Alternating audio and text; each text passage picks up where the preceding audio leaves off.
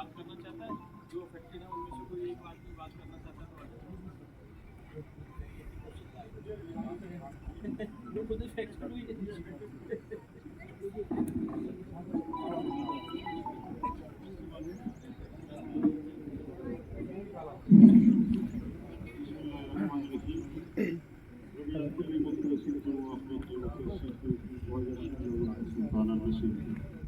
Honorable Chief Minister of Jammu Kashmir Gyan Khan Shan, Jammu Kashmir के लोगों यहाँ हमारे डिस्ट्रिक्ट डेवलपमेंट कमिश्नर और इनकी पूरी इंतजामिया,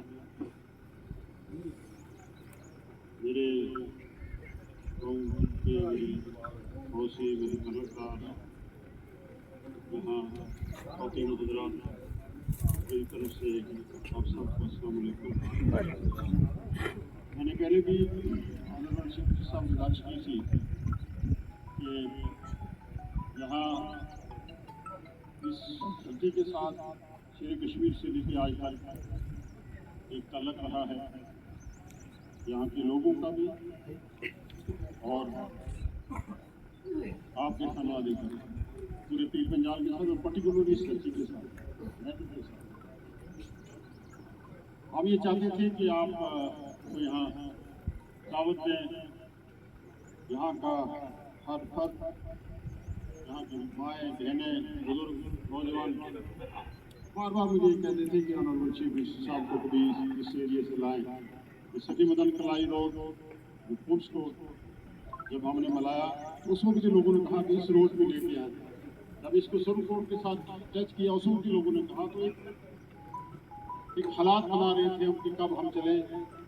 आप आज हमारे दुख में आए, हम आपका उस तरीके से स्वागत भी ना कर पाए जो हमारे दिल में था। आप हमारे दुख में शरीक होने के लिए आए,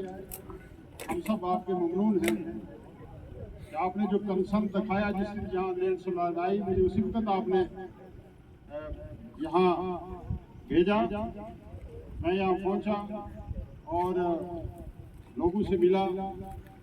इलाके को देखा, डिस्ट्रिक्ट एडमिनिस्ट्रेशन के साथ बात की और उसके बाद मुसलसल हमारी वर्चुअल मीटिंग जो है एडमिनिस्ट्रेशन के साथ हर रोज होती। डिस्ट्रिक्ट इंतजामिया ने सब डिवीजन लेवल पे सब लोगों ने मिल के यहाँ काम किया और हमारे जो साथी हैं मारूफ खान साहब हैं या दूसरे हमारे साथी जितने भी हैं वो दिन रात आपके यहाँ रहे। मैं मशकूर हुसैन अहमद सिद्दीकी साहब का जो साहबका additional advocate general high court हैं, ये पहले दिन से यहाँ है, लोगों की हौसला अफजाई के लिए, लोगों की हर मुमकिन मदद के लिए काम कर रहे हैं। मैं तमाम उन साथियों का ममनून हूँ कि मुश्किल टाइम में जो हमारे लोगों के साथ हमदर्दी की और बिलखुसूस ऑनरेबल चीफ मिनिस्टर साहब आपका जिस तरीके से आपने, मैं लंबी बात नहीं करूँगा, जिस तरीके से आपने ऊपर भी हमें विश्वास दिलाया कि आप उनकी रीसेटलमेंट करेंगे और रीसेटलमेंट भी जल्दी करेंगे क्योंकि सर्दियों से पहले हमने इसकी आप लोगों को सेटल करना है, आप लोगों को प्लाट देने हैं, आप लोगों को मकानात तामीर करके देने हैं। ये सब चीज़ें जो है आपने उसका हुक्म बख्शा है, लोगों के साथ वादा भी किया है। मैं आपका बहुत बहुत ममनून हूँ, मशकूर। मैं एक बात अपनी तरफ से ये कहूँगा कि मैंने पहले दिन ये कहा था कि यहाँ का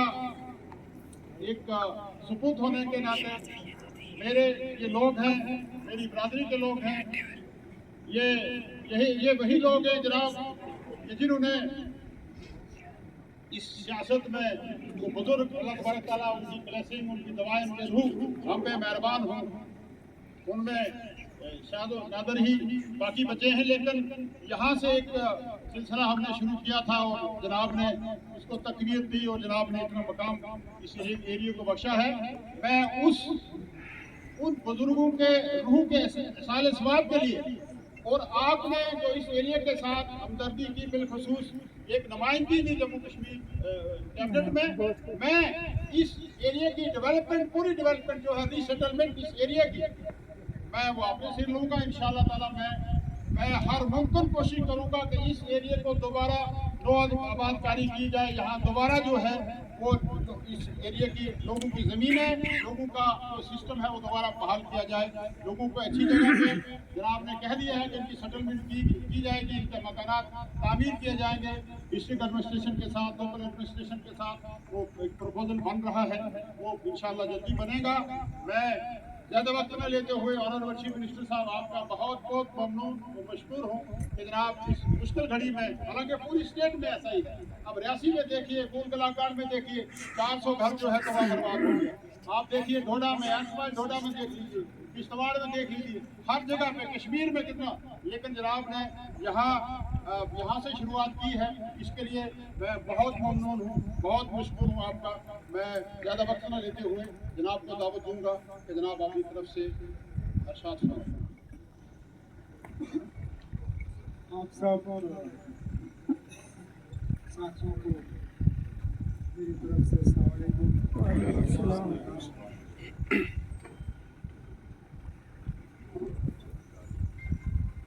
मुझे अफसोस इस बात का है कि इस हुकूमत में मेरी पहली मुलाकात आप सबों से इन हालात में, जबकि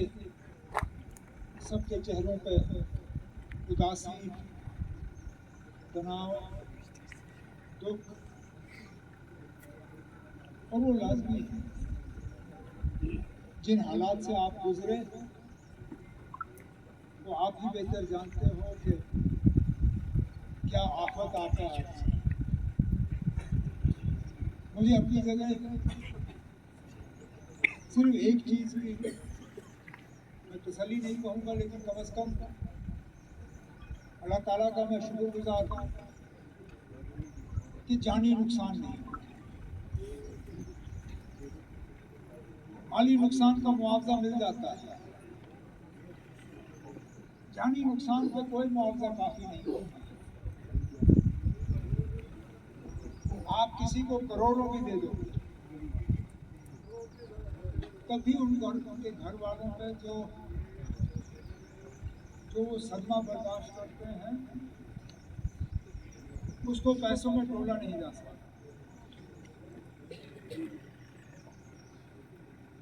यहाँ पे नुकसान बहुत हुआ है,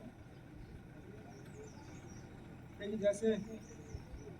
मेरे काबिना के साथी जावेद साहब ने कहा, इस मुश्किल घड़ी में, इस मुश्किल दौर में ये आपकी हुकूमत, हमारे आपके नुमाइंदे, हम आपके साथ खड़े हैं। हमारी दो जिम्मेदारियां हैं। सबसे पहली जिम्मेदारी तो ये कि इस पसी से, स्लाइड से जो लोग अपने मकानात खो गए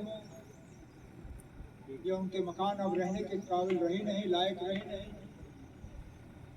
उनको नए सिरे से बसाना होगा।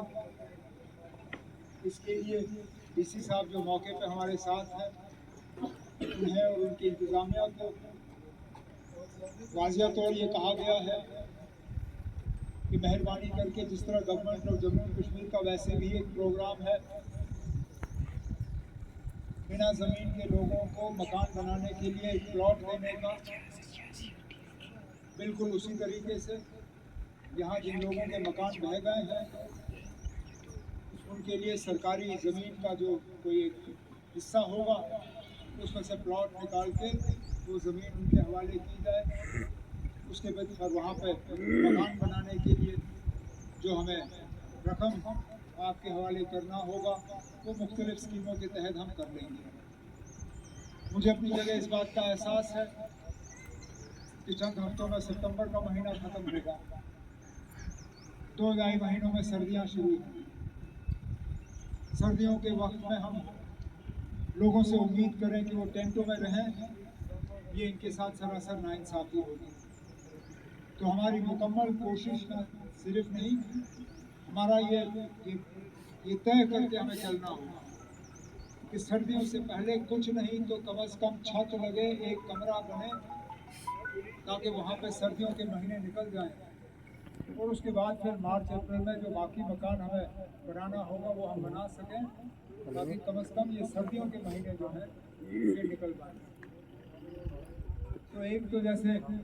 जावेद साहब ने आपसे कहा, उन तमाम लोगों को नए सिरे से बसाना, उनके रिहैबिलिटेशन की जिम्मेदारी वो हुकूमत की है, वो जिम्मेदारी हम निभा लेंगे। लेकिन उसके साथ साथ एक और जिम्मेदारी आ जाती है, वो जिम्मेदारी ये कि दोबारा इस तरह के हालात ना बने, उसके लिए हमें क्या इक़दाम उठाने चाहिए। क्योंकि ये देखने के बाद अब लाजमी जिन लोगों के मकान इस पसी में नहीं, जिनको नुकसान नहीं हुआ, या जिनके दुकान, जिनके खेत बच गए, कहीं ना कहीं उनके दिमाग में ये सोच ज़रूर होगी कि चले ना, इस साल तो हम बच गए, खुदा ना खास्ता अगर अगले साल बारिश हुई तो क्या हम फिर बच जाएंगे या क्या होगा। तो इसलिए हमारी जिम्मेदारी बनती है, जहाँ एक तरफ से हम नए सिरे से उन लोगों को बसाएं जिनको इस साल नुकसान हुआ, दूसरी तरफ से हमें इक़दाम उठाने होंगे कि अगले साल अगर बारिशें हुई तो इस तरह का नुकसान जो है किसी को इसका सामना ना करना पड़े। उसके लिए हमें सर्वे करना होगा, क्योंकि फिलहाल तो समझ में नहीं आ रही। ऐसा नहीं है, जैसे मैंने अभी कड़ावंत में कहा, ये नहीं है कि हम किसी रेगिस्तान में रह रहे हैं और हम बारिशें देखते नहीं। बारिशें आती हैं, कभी कम कभी ज़्यादा, लेकिन बारिशें तो होती हैं। लेकिन आखिरकार इस साल क्या हुआ कि बारिशों से इतना नुकसान का हमें सामना करना पड़ा। तो इसके लिए यूनिवर्सिटी की तरफ से, जियोलॉजिकल सर्वे ऑफ इंडिया की तरफ से, मरकज़ी हुकूमत ने भी हमें कहा हुआ है कि वो हमें एक एक्सपर्ट्स की टीम जो है वो तैनात करके हमें दे के यहाँ भेजे हैं, ताकि वो यहाँ देखें कि ये नुकसान क्यों हुआ और आगे जाके इस तरह का नुकसान दोबारा ना हो। इसके लिए हमें क्या इक़दाम उठाने होंगे, दोनों चीज़ों पे जो है हम काम कर लेंगे। न सिर्फ और सिर्फ आज ना कोई सियासत करने, ना कोई लंबी तकरीर करने, ना कोई अपनी हुकूमत के बारे में कोई बात करने आया हूँ, सिर्फ आप लोगों के साथ हमदर्दी, आपके कंधों पे अपना हाथ रख के आपको यकीन दिलाने के लिए कि ये आपकी हुकूमत है, इस मुश्किल दौर में हम आपके साथ हैं, और जितना भी हमें करना होगा मरकज़ी हुकूमत के साथ मिलके आप लोगों को दोबारा यहाँ पे बसाने के लिए और दोबारा आबाद करने के लिए ये हुकूमत आपके लिए तमाम वो इक़दाम उठा लेगी। यही मैं आपको वादा करने के लिए आया हूँ। बहुत बहुत शुक्रिया।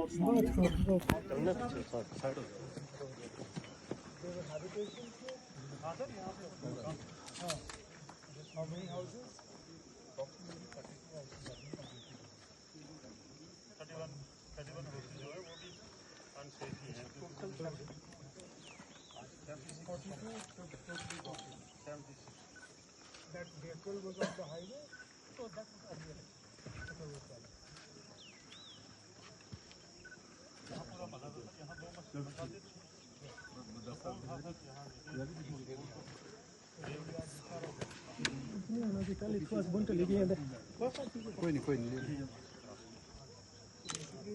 इतने डरने